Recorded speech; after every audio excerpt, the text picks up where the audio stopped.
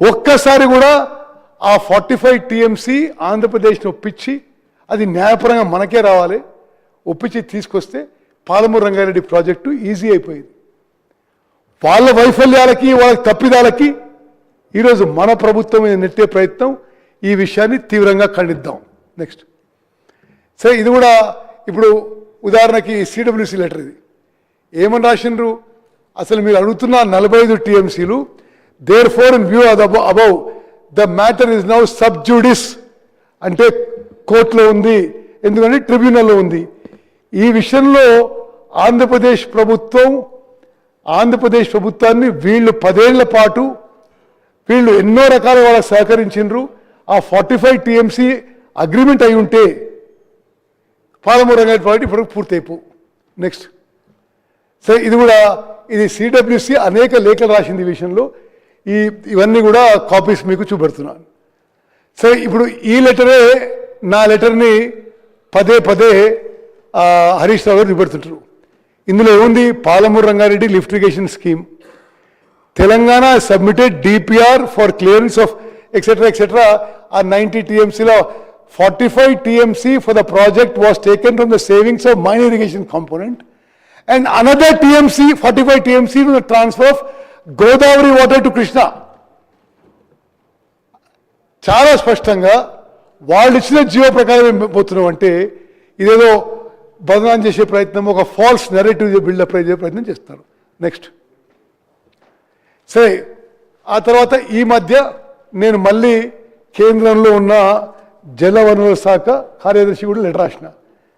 దీంట్లో ఏం చెప్పినామంటే, సరే ఆ 45 టీఎంసీ గోదావరి వాటర్స్కి మీకు ఇబ్బంది అయితే ఇది ఫేజ్ 1గా ఇనీషియల్గా ఇది మాకు ఈ 45 టీఎంసీ అన్న ఉపయోగించే విధంగా అనుమతులు ఇవ్వని చెప్పి ఇది సెంట్రల్ సెక్రటరీ కాంతారావు గారికి లేఖ రాసి ఉంటుంది. నెక్స్ట్ సరే, ఇక దీనికి ఈ Palamuru Rangareddy lift irrigation scheme విషయంలో నేను ముందు చేసిన ప్రకటన మరోసారి చేసి మనం నెక్స్ట్ సబ్జెక్ట్ పోదాం. చాలా క్లియర్గా తెలంగాణ ప్రజానీకానికి తెలియజేస్తున్నాం, ఈ బీఆర్ఎస్ ప్రభుత్వం తెలంగాణలో ఇరిగేషన్ శాఖని సర్వనాశనం చేయడం కాక మరి 1,83,000 కోట్లు ఖర్చు పెట్టి ఎక్కడ కూడా కొత్త ప్రాజెక్టు మరి మొదలుపెట్టి పూర్తి చేయలే, కట్టిన ఒక ప్రాజెక్టు కూలిపోయింది, మరి ఎక్కడ కూడా ఆయకట్టు ఇవ్వలే. వాళ్ళు ఏదో ఒక ఫాల్స్ నెరేటివ్, ఒక బదనాం చేసే ప్రయత్నం చేస్తున్నాము. కృష్ణా బేసిన్లో పాలమూరు రంగారెడ్డి, కల్వకుర్తి, నెట్టెంపాడు, భీమా, కోయిల్ సాగర్, కొడంగల్, నారాయణపేట, ఎస్ఎల్బిసి టనల్, డిండి, కృష్ణా బేసిన్ ప్రాజెక్ట్స్ అన్నీ కూడా హైయెస్ట్ ప్రయారిటీతో మా ప్రభుత్వం పూర్తి చేస్తుందని చెప్పి నేను మరోమారు మాటిస్తున్నాను. నెక్స్ట్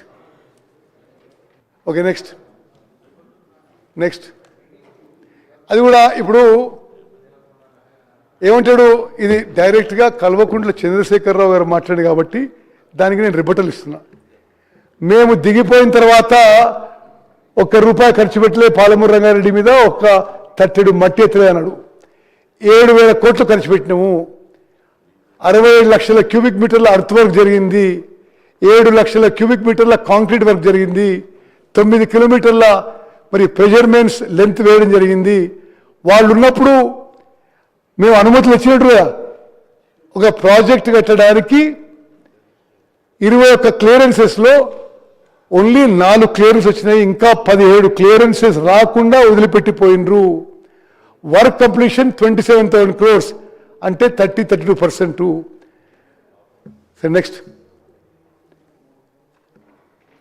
అదేవిధంగా ఏ రోజైతే బీఆర్ఎస్ పార్టీ అధికారంలో వచ్చిందో కేవలం 7,469 కోట్లు ఖర్చు పెట్టుంటే ఆ రోజు కల్వకుర్తి, భీమా, నెట్టెంపాడు, కోయిల్ సాగర్ పూర్తయ్యేవి.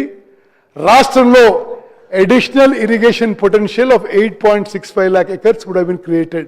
Next, డిండి ప్రాజెక్ట్ విషయంలో ఇది ఉమ్మడి నల్గొండ జిల్లా, నల్గొండ రైతులకందరూ కూడా గమనించాలి.